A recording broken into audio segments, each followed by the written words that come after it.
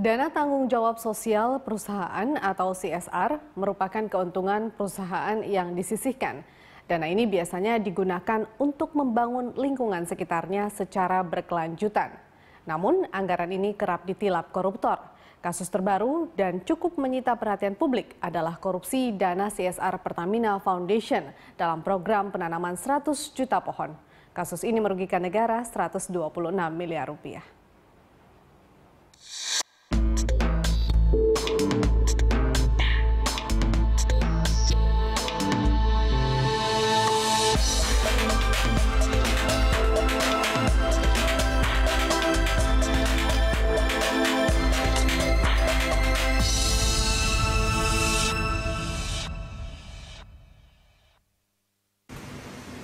Program penanaman 100 juta pohon yang diadakan Pertamina mengundang perhatian publik. Program mulia ini terindikasi korupsi. Aroma korupsi tercium usai Mabes Polri menerima aduan masyarakat mengenai program penanaman 100 juta pohon yang tak sesuai dengan proposal proyek. Atas laporan itu, polisi menggeledah 4 ruangan kantor Pertamina Foundation di Jalan Sinabung 2, Simpruk, Jakarta Selatan pada Sabtu September lalu. Penggeledahan selama 13 jam itu dihentikan pukul 00.15 WIB atau Selasa 2 September dini hari. Dari penggeledahan tersebut, polisi menyita 11 box, 2 buah laptop, dan 10 unit CPU. Seluruh bukti hasil penggeledahan langsung diangkut menggunakan 2 unit truk Bareskrim Polri.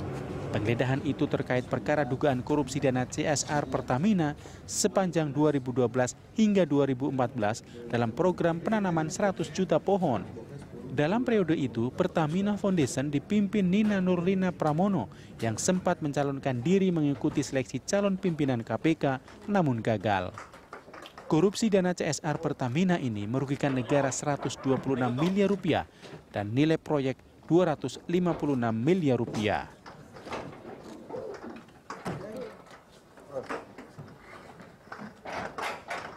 Di tahun 2012, 2013, 2014 menggunakan anggaran kurang lebih 251 miliar. Nah, dari anggaran tersebut diduga kuat berdasarkan analisa terhadap data-data atau dokumen dan keterangan saksi, diduga kuat ada korupsi atau penyalahgunaan anggaran kurang lebih 126 miliar. Pertamina Foundation ini dia memang yayasan, tapi CSR yang mereka gunakan itu dipertanggungjawabkan setiap tahun yang disebut dengan LKPP, Laporan Keuangan Pemerintah Pusat. Kemudian dari ahli keuangan dan BPK mengatakan bahwa CSR itu merupakan uang pemerintah yang dipisahkan. Sebelum pengungkapan korupsi dalam Pertamina Foundation, Bareskrim juga menyita 69 miliar dana keuntungan milik 7 perusahaan BUMN dari total 360 miliar rupiah. Tidak menutup kemungkinan adanya tersangka lain jika ditemukan fakta dan alat bukti pendukung saat penyidikan. Menurut Kombes Pol Cahyono Wibowo, uang sitaan tersebut milik PT Sanghyang Sri yang dihimpun dari dana keuntungan 7 BUMN, diantaranya perusahaan gas negara, BNI, Pertamina, Askes, BRI, dan Hutama Karya. Nilainya mencapai 317 miliar rupiah. Dana yang terkumpul tersebut untuk mencetak sawah. Namun, saat pengecekan, Bareskrim tidak menemukan kegiatan pencetakan sawah alias fiktif. Ia menambahkan proses pemeriksaan sudah berjalan selama 5 bulan. Bareskrim sudah menetapkan Asisten Deputi PKBL Kementerian BUMN Upik Rosalina Wasrin sebagai tersangka sejak 14 Juli 2015 dan telah memeriksa 40 saksi dalam kasus tindak pidana korupsi pencetakan sawah di Kabupaten Ketapang, Kalimantan Barat. Kasus ini juga menyeret nama mantan Menteri BUMN Dahlan Iskan. Ia masuk dalam daftar panggil Bareskrim terkait kasus korupsi sawah fiktif di Kabupaten Ketapang, Kalimantan Barat. Kasus ini diduga melibatkan sejumlah perusahaan BUMN dalam kurun waktu 2012-2014. Sejatinya program CSR ini sangat membantu masyarakat. Pasalnya pemerintah mewajibkan setiap perusahaan menyisihkan labanya untuk membangun masyarakat sekitar secara berkelanjutan. Agar CSR berjalan dengan baik, program ini diatur dalam Undang-Undang Nomor 40 Tahun 2007 tentang perseroan terbatas dan Undang-Undang Nomor 25 Tahun 2007 tentang penanaman modal. Bahkan CSR menjadi syarat sebuah usaha memperoleh sertifikat dari Lembaga Organisasi Standarisasi Internasional atau ISO dan insentif pajak. Sayangnya, tujuan mulia ini justru dimanfaatkan koruptor untuk memperkaya diri. Tidak hanya dana CSR, dana bantuan sosial kerap diselewengkan. Selain anggarannya luar biasa besar, namun pengawasannya minim. Meskipun pemerintah telah mengeluarkan Permendagri nomor 32 tahun 2011 yang diubah menjadi Permendagri nomor 39 tahun 2012, namun dana bansos masih saja menguap. Korupsi di Indonesia lahir karena besarnya kewenangan namun minus pertanggungjawaban dan pengawasan. Dana bansos harusnya menjadi pengaman sosial, justru menjadi ladang korupsi dan dimanfaatkan untuk kepentingan pribadi. Audit Badan Pemeriksa Keuangan pada 2013 silam menemukan penyimpangan dana bansos sebesar 14% dari total dana bansos sebesar 55 triliun rupiah lebih. Pada 2014, dana bansos ini melambung nyaris 2 kali lipat menjadi 91 triliun rupiah. Tentu, semakin besar dana bansos berbanding lurus dengan resiko penyelewengan. Apalagi hampir semua instansi memiliki dana hibah dan bansos yang penggunaannya jauh dari tata kelola keuangan yang standar sekalipun. Tidak mengherankan jika dana bansos menjadi alat yang empuk untuk disimpangkan dan amat rawan dikorupsi. Walhasil, ide Presiden Joko Widodo dan Menteri Dalam Negeri Cahyokumolo untuk menghapus dana bantuan sosial merupakan langkah tepat. Betapa tidak, dana bansos kerap menjerat kepala daerah dalam kasus korupsi. Mereka pun berurusan dengan aparat penegak hukum. Hal itu tentu menyebabkan pembangunan di daerah terganggu. Salah satunya kasus korupsi bansos yang menjerat Gubernur Sumatera Utara Gatot Pujo Nugroho dan istrinya Evi Susanti.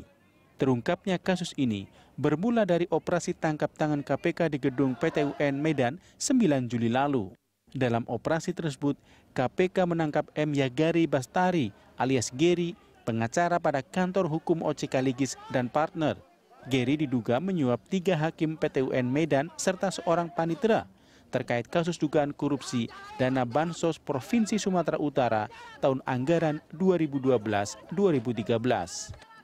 Dana bansos ini diduga digunakan Gatot untuk kepentingan politiknya sebagai gubernur incumbent saat pemilihan gubernur Sumatera Utara tahun 2013, di mana kasusnya ditangani Kejaksaan Tinggi Sumatera Utara.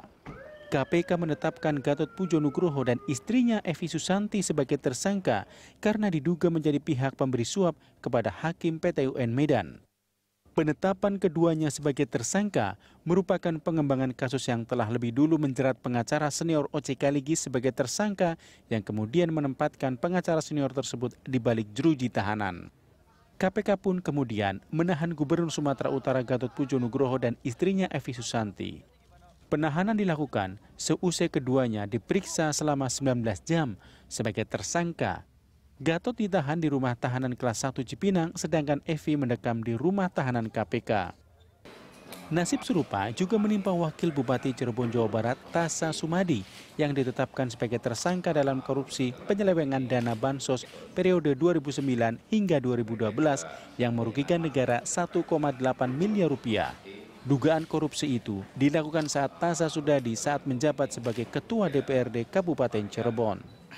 Sementara itu di Sulawesi Selatan, Kejaksaan menangkap 4 politikus Sulawesi Selatan, yakni Adil Patu, mantan anggota DPRD Sulsel, Mustaqafir Sabri, anggota DPRD Makassar dari fraksi Hanura, Mujibur Rahman, mantan anggota DPRD Makassar, dan Kahar Gani, pengurus DPD 1 Golkar Sulsel.